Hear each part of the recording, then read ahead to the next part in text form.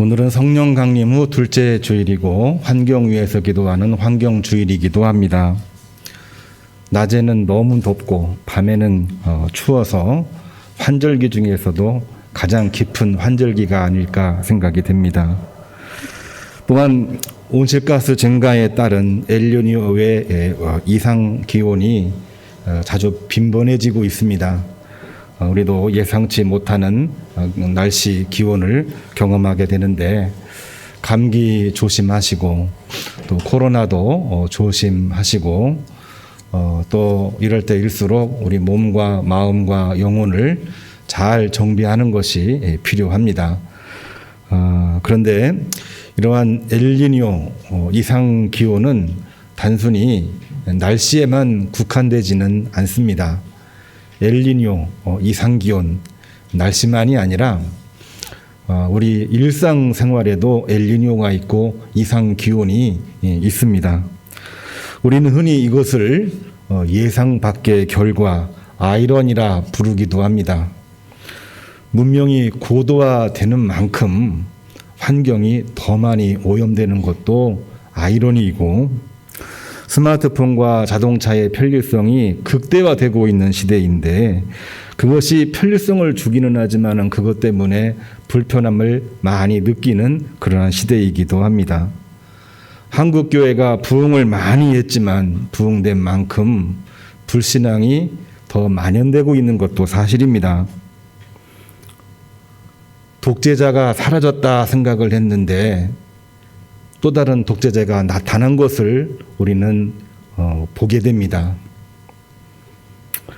성경 말씀 중에도 아이러니 같은 이러한 일들이 기록이 되어 있습니다.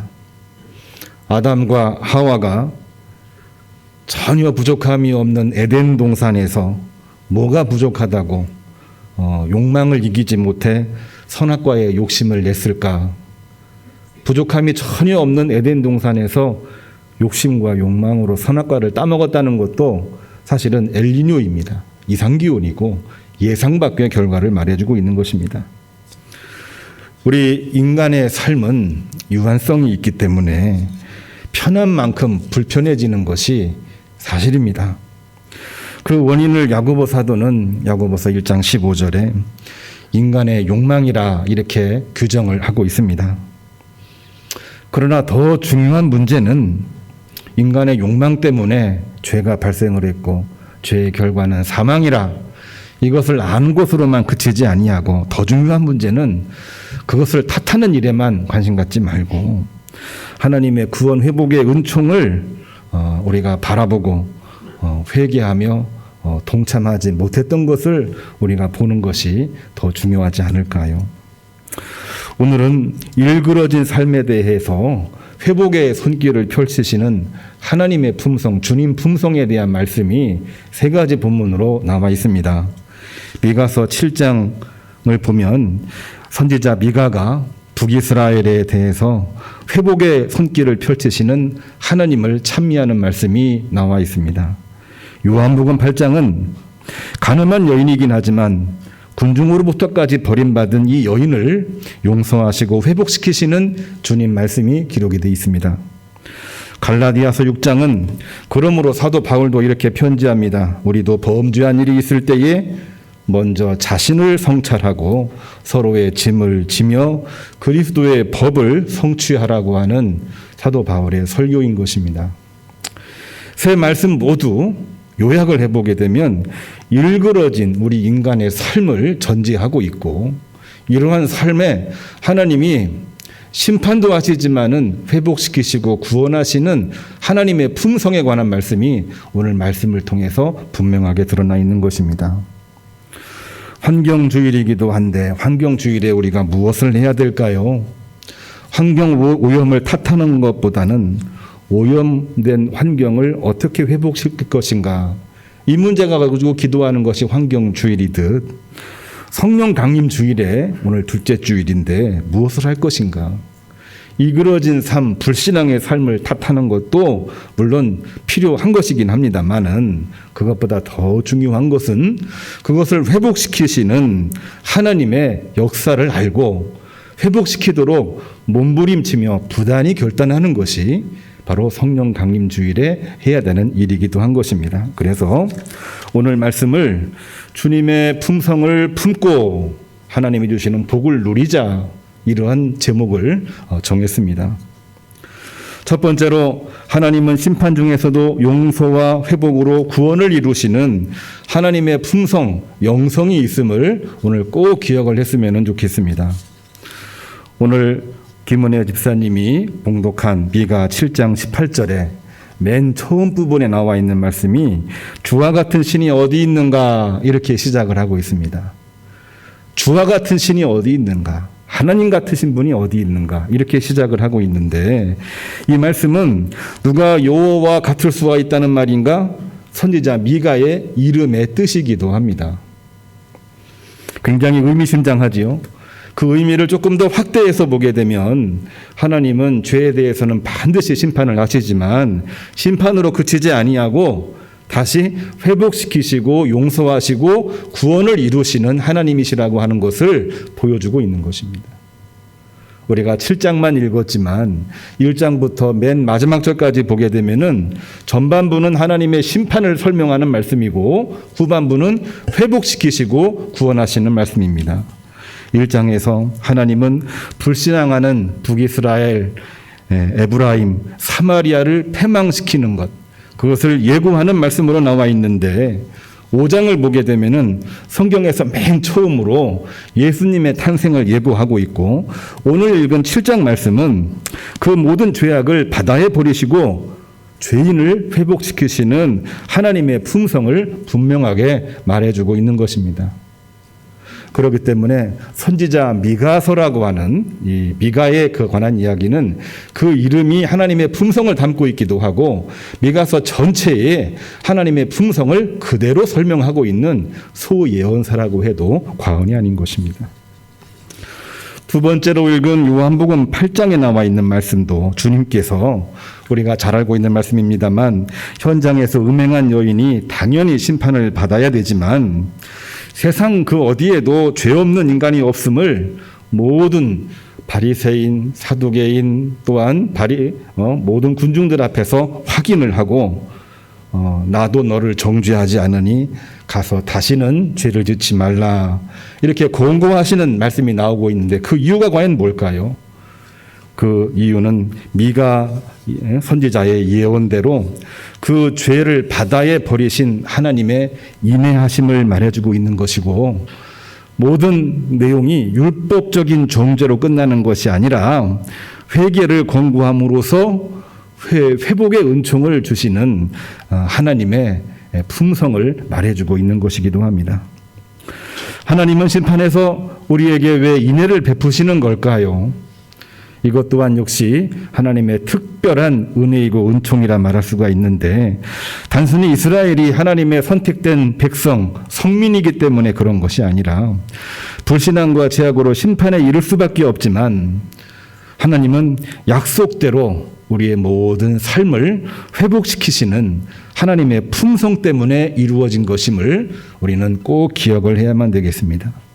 창세기 13장 15절에 아브라함에게 하셨던 약속이기도 하고, 예레미야 31장 34절에 예레미야에게 하신 약속이기도 하고, 요한복음 1장 17절에 그 은혜와 진리는 예수 그리스도로 말미암아 성취되었다, 세례 요한을 통해서 확증된 말씀이기도 한 것입니다. 그리고 이것은 오늘날 주님의 품성이라고 이야기를 하고 있고, 이 주님의 품성은 우리 마음속에 주님의 품성을 품는 순간 우리에게는 영성이라고 표현을 하고 있는 것입니다. 우리가 주님의 품성을 품고 있다고 한다면 우리는 영성이 있는 크리스찬이 되는 것입니다. 주님을 따르는 크리스찬은 주님의 품성을 품어야 크리스찬이 될 수가 있는 것이고, 그 품성이 우리 가슴 속에 있는 한 넘어지고 무너질 수는 있어도 반드시 회복되고 구원에 이른다고 하는 사실을 기억을 하면서 오늘 말씀에는 주님의 품성을 우리 가슴 속에 품고 주님 품성으로 복을 누리시는 주의 성도 되기를 주님의 이름으로 축복합니다. 두 번째로는 그러므로 우리도 서로 성찰하며 자기를 성찰하며 서로 짐을 지며 주님의 품성을 품도록 노력을 해야 됩니다. 2011년 카톨릭 신문에 게재된 아프리카 수단의 한 신부의 글이 있어서 이 시간에 잠깐 소개하려고 합니다. 수단에서 선교하고 있을 때에 청년 수련회가 열렸습니다. 수련회에 참가하기 위해서 트럭을 준비했는데 트럭의 수용 인원의 한계로 예전에 참가했던 사람들은 제외하고 그들에게 양해를 구한 거죠. 한 번도 가지 않은 이 새로 선발된 청년들만 태우고 수련회에 출발을 했습니다. 모두 기쁜 마음으로 출발을 했는데 문제가 하나 발생을 했습니다. 예전에 이미 참여했던 한 청년이 너무나 그 집회에 가고 싶어서 몰래 탑승하고 타고 들어온 것입니다. 자리가 모자랐는데 한 명이 더 들어왔으니까 더 많은 불편함을 느낄 수밖에 없겠지요. 중간에 신부가 이거를 발견하고 나무랍니다. 왜 약속을 지키지 아니하고 다른 사람에 대한 배려도 없이 왜 거짓으로 숨기고 차를 타고 왔느냐. 나무라자 그 청년은 신부님 그냥 용서해 주십시오. 용서해 주십시오. 이 이야기를 몇 번이고 이야기를 했습니다. 그런데 한 가지가 빠졌습니다. 용서를 구하는 이야기는 했지만 사과는 하지 않았습니다. 사과를 하고 제가 회개합니다. 제가 그냥 가겠습니다. 그래야 되는데 사과 없이 용서만을 구하는 그러한 말을 했습니다. 결국 그 이야기의 내용을 들어보게 되면은 거짓으로 속여서 이 트럭에 몰래 타고 오기는 했지만 이왕 여기까지 왔으니까 그냥 함께 가자는 이야기였습니다. 신부는 다른 학생들도 양보하면서 새로 가려고 하는 사람들 많았는데 너만 데려간다고 한다면 결코 합당하지 않기 때문에 너는 여기서 내리는 것이 좋겠다. 계속해서 돌려보내려고 했지만 그 청년은 순종하지를 못했습니다. 계속해서 이 대립관계가 유지가 되다가 결국에는 차비를 주고 돌려보냈습니다. 그런데 수련회 중에 청년 회장이 찾아와서 돌려보냈던 그 청년이 다시 찾아와 등록을 하고자 하는데 신부님 등록을 해줘야 됩니까? 아니면 말아야 됩니까? 이런 이야기를 하고 있었는데 마침 그 청년이 다시 신부에게로 와서 신부님 용서해 주십시오. 이번에는 무릎을 꿇고 청혼하는 것입니다. 신부가 말합니다. 돌아가달라 내가 부탁하지 않았느냐. 내가 너의 잘못을 용서하기는 했고 돌아가달라 내가 부탁을 했는데 왜 다시 여기까지 왔느냐. 그러자 그 청년이 아주 의미심장한 말 한마디를 했습니다. 예수님은 7번씩 70번이라도 용서하라고 하셨는데 왜 신부님은 용서하지를 못하는 것입니까? 신부는 한 번 더 이야기를 합니다. 나는 이미 너를 용서했으니 돌아가라. 이미 용서했으니 돌아가라. 여러 번 말했지만 청년은 결국 듣지를 않았습니다. 이 청년이 구하는 것은 용서일까요? 예수님의 용서를 이용해서 목회자를 시험하고 협박하는 것은 아닐까요? 목회자의 심정으로 이 상황을 들어볼 때에 참으로 고민이 되지 않을 수 없는 그러한 상황이었습니다. 하나님은 사랑으로 우리 모든 인간의 죄를 용서하시지만 인간이 그 용서의 기능만 믿고 회개하고 돌이키지 않는다고 한다면은 주님의 품성을 닮을 수가 없는 것입니다. 주님의 품성을 품지 못한다면 우리는 어쩌면 주님의 이름으로 죄를 짓는 괴물이 될 수도 있는 것입니다. 이와 비슷한 일이 오늘 두 번째로 읽은 요한복음 8장에 나와 있습니다. 음행한 여인을 율법대로 돌로 쳐야 합니까? 바리새인과 서기관들의 질문이었습니다. 율법 때문에 사랑을 포기하거나 사랑의 법 때문에 율법을 범하게 하려고 하는 그들의 함정에 주님은 단호하게 말씀하고 계십니다. 너희 중에 죄 없는 자가 먼저 돌로 치라 하시며 먼저 자신을 성찰하고 돌이켜야 하나님의 사죄의 은총이 완성되는 것임을 분명하게 천명을 하셨습니다. 자신을 성찰할 때에 우리는 주님의 품성을 품을 수가 있는 것입니다. 오늘날 수많은 크리스찬들이 신앙생활을 한다고 하지만 겉모양으로 신앙생활을 하는 것이 사실은 적지가 않습니다. 왜 그러냐? 우리 마음속에 주님의 품성을 온전히 품지 못하기 때문에 그런 것입니다. 주님의 품성을 품지 못한다고 한다면 결코 회개와 돌이킴이 없는 것이고, 결국 그것이 없으면 회복이라고 하는 것은 불가능한 것이고, 회복이 없으면 하나님의 구원의 은총도 사실은 이루어질 수가 없는 거 아니겠습니까? 그렇기 때문에 사도 바울은 갈라디아서 6장에서 이렇게 말합니다. 온유한 마음으로 주님의 영으로 자신을 먼저 성찰하고 복음의 진리로 서로 짐을 지고 그리스도의 법을 성취하라, 이렇게 권면을 하고 있는 것입니다. 형제 중에 범죄한 일이 있거든 온유한 마음, 내 생각이 아니라 주님의 영으로 성화된 마음, 온유한 마음으로 자신을 먼저 성찰하고 복음의 진리로 서로 짐을 지고 그리스도의 법, 사랑의 법을 성취하라. 갈라디아 교회에 보낸 편지글이었습니다. 갈라디아 교회도 오늘날 교회처럼 못지않게 복잡한 그러한 교회였습니다.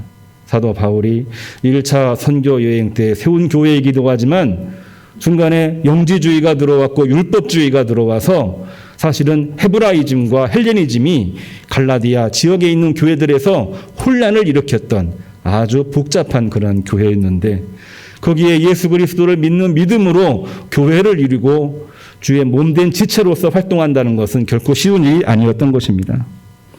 그러한 때에 어떻게 해야 되느냐? 온유한 마음. 다시 말해 주님의 영으로 성화된 그 마음을 가지고 자신을 먼저 돌아볼 때에 우리 마음속에는 주님의 품성을 담을 수가 있는 것입니다.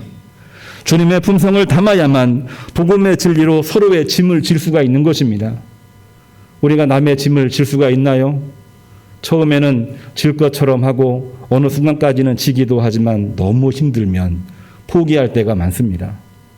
주님의 품성을 가지고 품지 아니하면은 결코 끝까지 품을 수가 없고, 끝까지 품을 수 없다면은 품는 것이 결코 아닌 것입니다.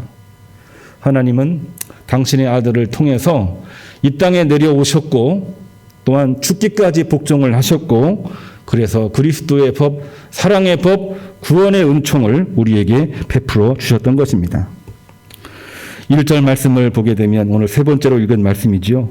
뜻하지 않게 범죄했을 때 온유함으로 바로 잡으라고 하는 말씀은 회복의 기회를 주라고 하는 말씀이요. 바로 잡기 전에 자신을 살피라고 하는 말씀은 바로 잡는 과정에서 죄짓지 말라고 하는 말씀이고, 이 말씀은 종합적으로 이야기해 보면 오늘날 많은 크리스찬이 범하기 쉬운 죄 중에 하나입니다만은, 나는 죄로부터 자유롭다라고 생각하는 교만과 오만을 극복하라고 하는 사도 바울의 설교의 내용인 것입니다. 그렇기 때문에 7절에서 서로의 짐을 지며 부단히 주님의 법을 성취하려고 할 때에 하나님의 은총의 회복이 성취되는 것이고, 8절 성령으로부터 영생을 거둔다고 하는 말씀은 모든 문제를 성령께 맡기고 성령님의 인도 따라 살라고 하는 메시지를 우리에게 주고 있는 것입니다. 선지자 미가는 주님의 품성을 품기 위해서 누가 여호와와 같은 분이 있을 수 있을까, 이런 의미로 본인의 이름을 지었습니다. 물론 부모가 지은 이름이기도 합니다만 그 이름을 가지고 일평생 주님의 품성을 품으며 살아가려고 했고, 그 주님의 품성을 품고 남유다에서 북이스라엘을 향하여 남유다에 있는 모든 상황들을 향하여 주님의 품성을 품고 우리가 살아갑시다, 이렇게 증언하고 있는 것입니다. 오늘 말씀으로 읽지는 않았습니다만 시편 기자는 시편 33편 12절에 이렇게 이야기하고 있습니다. 주님의 품성을 품는 것이 과연 뭘까? 여호와를 자기 하나님으로 삼은 나라, 곧 주님의 품성을 품는 자가 복이 있다. 시편 기자는 이렇게 고백을 하고 하나님을 찬미했던 것입니다. 성령 강림 둘째 주일, 또 환경 주일에 오늘날 이 역병이 우리의 모든 삶을 바꿔놓고 있는 시대에, 우리를 끊임없이 절망 속으로 몰아넣고 있는 그러한 시대에 주님의 품성을 가지고 현실을 이겨내고 하나님이 예비하신 새로운 이 세대, 새로운 나라, 새로운 교회를 향하여 믿음으로 담대히 나가시기를 주님의 이름으로 축복합니다. 특별히 6월달은 우리 교회가 세워진 지 13주년이 됩니다. 건물도 땅도 없이 교회를 이룰 수 있다고 하는 믿음으로, 교회는 외형적인 건물이 아니라 믿는 사람들의 모임이라고 하는 에클레시아의 정신을 가지고 시작된 교회가 우리 드림교회입니다. 주님의 품성을 품을 때에 온전한 교회가 이루어지고 온전한 성도로서 거듭나게 되는 것입니다. 그 거듭남이 있을 때 우리 교회는 그야말로 하나님께서 붙들어 주시는 교회가 되는 것이고 사단 권세가 두려워하는 교회가 될 수가 있는 것입니다. 우리가 주님의 품성을 품을 때에 우리는 이 땅에서 쓰임받는 성도가 될 것이고 우리가 싸워야 되는 음부의 권세, 악한 영들이 가장 두려워하는 존재가 바로 주님의 성도 여러분이 될 수가 있는 것입니다. 이 믿음으로, 이 말씀으로 승리하시기를 주님의 이름으로 축복합니다. 기도하겠습니다. 하나님 참으로 감사를 드립니다. 주님의 품성을 품는 교회와 크리스찬 되게 복을 허락하여 주옵소서. 미가 선지자가 그 품성을 가지고 살았고 예수님께서는 당신의 품성을 여지없이 우리에게 보여주셨고 사도 바울은 그 메시지로 갈라디아, 소아시아에 있는 교회들에게 권면을 했듯이 이 세 가지 말씀을 가지고 오늘 예배를 마칩니다. 이 말씀으로 이 한 주간 승리하는 주의 종들 되게 하시옵소서. 예수님의 이름으로 기도합니다. 아멘.